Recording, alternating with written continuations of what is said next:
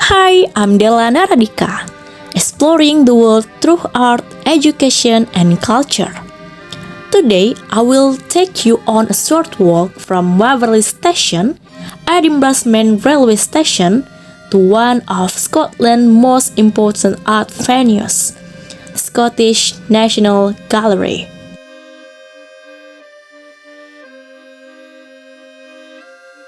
It is just a 5-minute walk, but it feels like a transition from the busy hum of the station to the calm of the city gardens.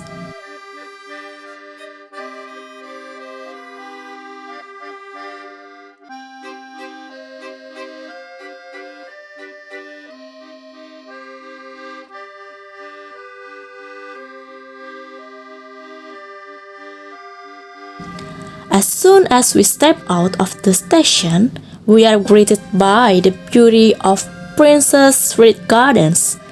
The path is easy and pleasant, and from a distance, we can already spot the sleek glass facade of the garden's entrance. Step by step, we get closer to the large glass doors that will lead us into the world of Scottish art. On the right-hand side is the Scottish Cafe and Restaurant by Contini, known for using local Scottish ingredients and offering a peaceful view over the gardens.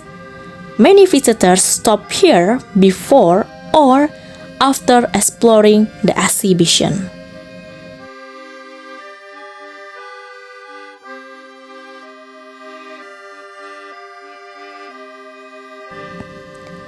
Walking into garden entrance, we are welcomed by a bright, modern space, part of the gallery's recent renovation. Large glass panels let in natural light, creating a warm and inviting atmosphere.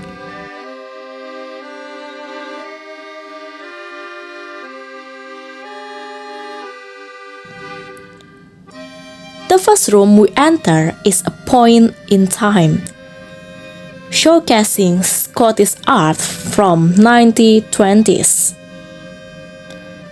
This was a decade of bold colors, energy, and modernity. For example, Robert Burns' The Hunt, 1926, depicts nude figures chasing through undergrowth. Ironically, it was originally created as decoration for very respectable tea room in central Edinburgh.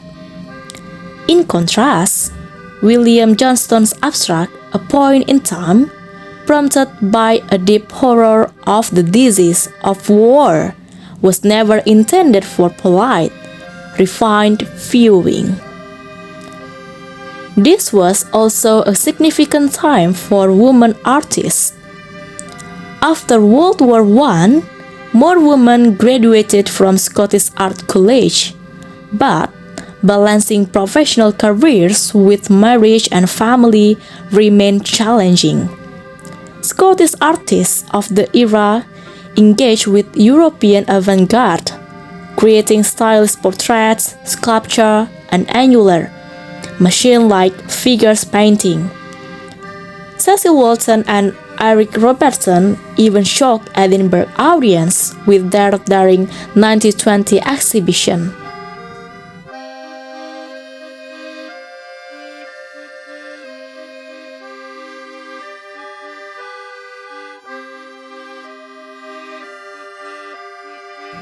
Next, we move into Bold Visions, which presents Scottish art from the early 20th century. Artists at this time didn't follow a single style, but their ability to reinterpret traditional subjects in new ways became a defining feature. This creativity helped some Scottish artists earn an international reputation. Many trained in Glasgow, Edinburgh, Aberdeen, and Dundee, while others studied abroad in Europe. For those who couldn't travel, pioneering exhibition in Scotland and London brought the latest trends, post-impressionism, futurism, and vorticism, to their doorstep. Artistic communities were close-knit and often spanned generations, with established artists actively mentoring young talent.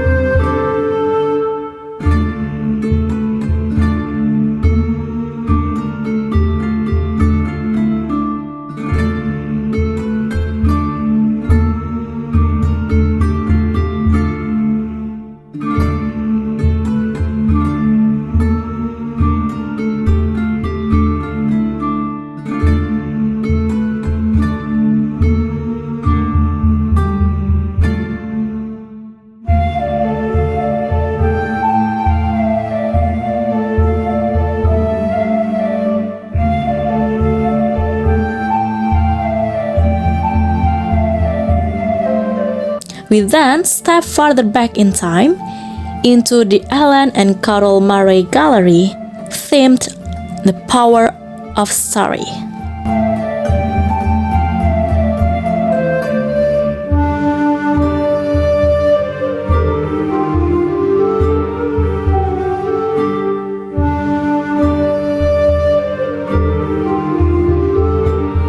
In the 19th century, art and storytelling were deeply intertwined in Scotland. Many works draw on literature, history, and everyday life, capturing dramatic Highland landscapes, legendary tales, and literary figures like Sir Walter Scott. Literature's influence is still visible today. Edinburgh's Waverley Station is named after Scott's novel, and monuments to writers can be found across the city.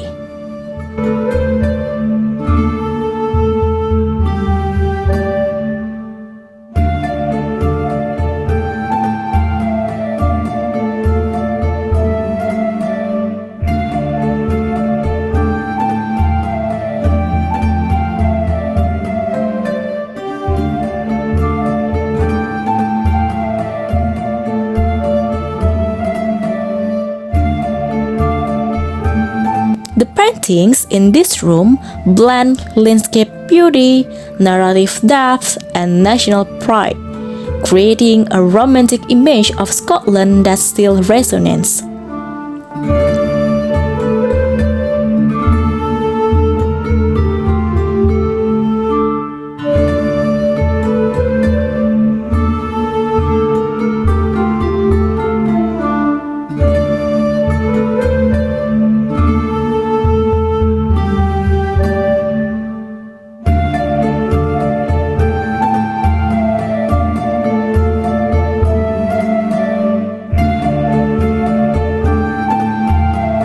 Walking through these galleries feels like living through a living history book.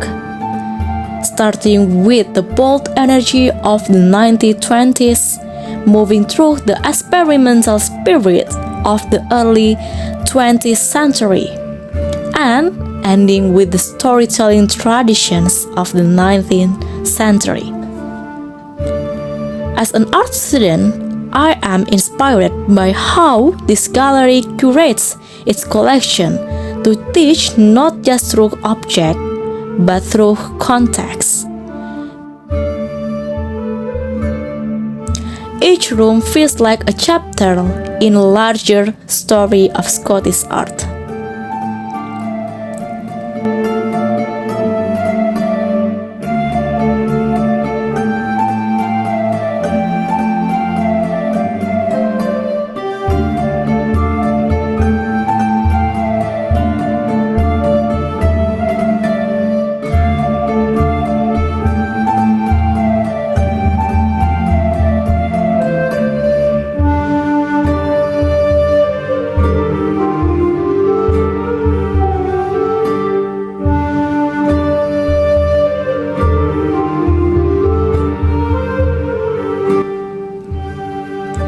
That was our tour of the Scottish National Galleries via its garden entrance. From stepping out of the station, crossing the gardens, to immersing ourselves in over the centuries of Scottish art. This place proves that art is not only about the past, but also a living part of a nation's identity and story.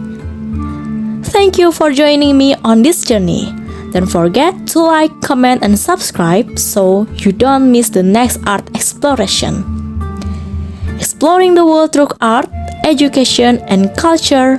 See you in the next video. Bye bye.